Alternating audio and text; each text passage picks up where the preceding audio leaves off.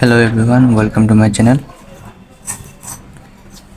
আজকে আমরা পড়ব ষষ্ঠ শ্রেণীর গণিত প্রথম অধ্যায় নিয়ে। এই অধ্যায়টির নাম হলো স্বাভাবিক সংখ্যা ও ভগ্নাংশ। আজকে আমরা 1.1 নিয়ে আলোচনা করব। 1.1-এ রয়েছে স্বাভাবিক সংখ্যা। স্বাভাবিক সংখ্যা কি তা নিয়ে আমরা জানব। এখানে একটি সংজ্ঞা লিখেছি আমি, যে প্রাচীনকালে মানুষ বিভিন্ন বস্তু বা জিনিস গণনা করতে গিয়ে যেসব সংখ্যা সৃষ্টি করেছিল তাদেরকে গণনাকারী বা স্বাভাবিক বা প্রাকৃতিক সংখ্যা বলে। মানে প্রাচীনকাল থেকে, অতীতে অনেক আগে থেকে মানুষ তাদের গণনার জন্য, বিভিন্ন বস্তু জিনিস গণনার জন্য অনেক ধরনের সংখ্যা সৃষ্টি করেছিল। সেই সংখ্যাগুলোকে গণনাকারী বা স্বাভাবিক বা প্রাকৃতিক সংখ্যা বলা হয়। একে ইংরেজিতে বলা হয় ন্যাচারাল নাম্বার। স্বাভাবিক সংখ্যাগুলো হলো 1, 2, 3, 4, 5, 6, 7, 8, 9 ইত্যাদি।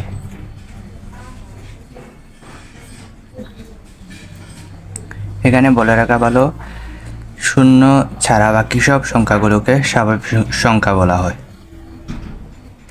শূন্য ছাড়া বাকি সব সংখ্যাগুলোকে স্বাভাবিক সংখ্যা বলা হয়। আচ্ছা, এখন আমরা জানবো অঙ্ক নিয়ে। অঙ্ক কি? পাটিগণিতে 10টি প্রতীক দ্বারা সব সংখ্যাই প্রকাশ করা যায়। এই প্রতীকগুলো হলো 1, 2, 3, 4, 5, 6, 7, 8, 9 এবং 0। এই 10টি প্রতীক আমরা সবাই জানি, আমরা ছোটবেলা থেকেই এগুলো শিখে আসছি। পাটিগণিতে মোট প্রতীক 10টি, 0 সহ। এগুলোকে বলা হয় অঙ্ক। এখানে 1 থেকে 9 পর্যন্ত অঙ্কগুলোকে সার্থক অঙ্ক বলা হয়। 1 থেকে 9 পর্যন্ত, 1 থেকে 9 পর্যন্ত অঙ্কগুলোকে সার্থক অঙ্ক বলা হয়। সার্থক অঙ্ক বলা হয়। সার্থক অঙ্ক।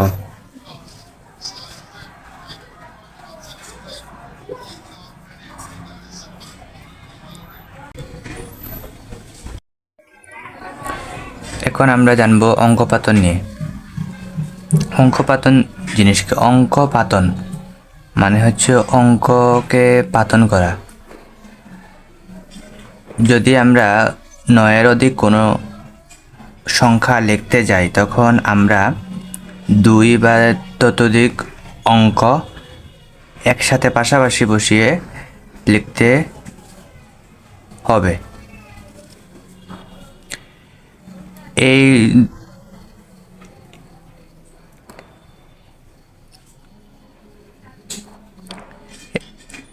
এভাবে কোনো অঙ্ককে পাতন করে বা পাশাপাশি বসিয়ে লেখাকে অঙ্কপাতন বলে। এখানে একটি সংজ্ঞা লিখেছি তোমাদের জন্য। কোনো সংখ্যা অঙ্ক দ্বারা, কোনো সংখ্যা যদি অঙ্ক দ্বারা লেখা হয় তাহলে তাকে অঙ্কপাতন বলে। অর্থাৎ ধরো আমি 3 লিখলাম একটি অঙ্ক এবং 5 লিখলাম, এই দুইটি অঙ্ক লিখলাম, এই দুইটি অঙ্ক পাশাপাশি লিখলাম, লেখার পর হয়ে গেল 35, লেখার পর হয়ে গেল 35, 35, 35, 35।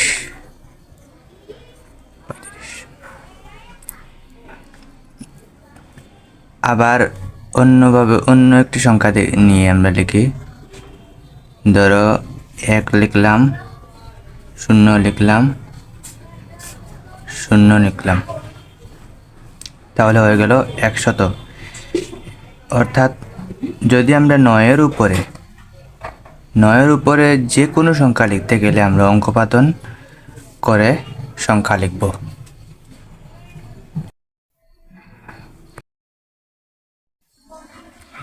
অঙ্কপাতনে 10টি প্রতীকী 10টি অঙ্কেই ব্যবহার করা হয়। 1 থেকে 9 পর্যন্ত শূন্য সহ এই 10টি প্রতীকই ব্যবহার করা হয় অঙ্কপাতনে।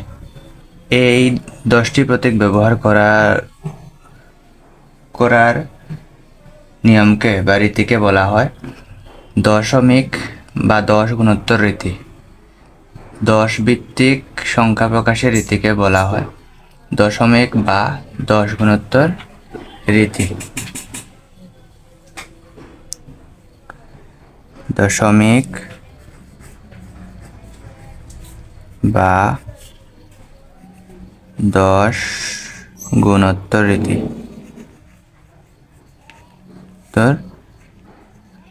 রীতি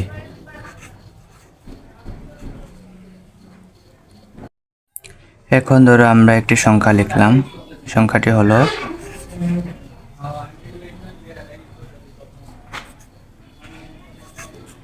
123। 123 এই সংখ্যাটির ডান দিকে সর্বডানের সংখ্যাটি শুধু তার নিজস্ব মান প্রকাশ করে। নিজস্ব বা স্বকীয়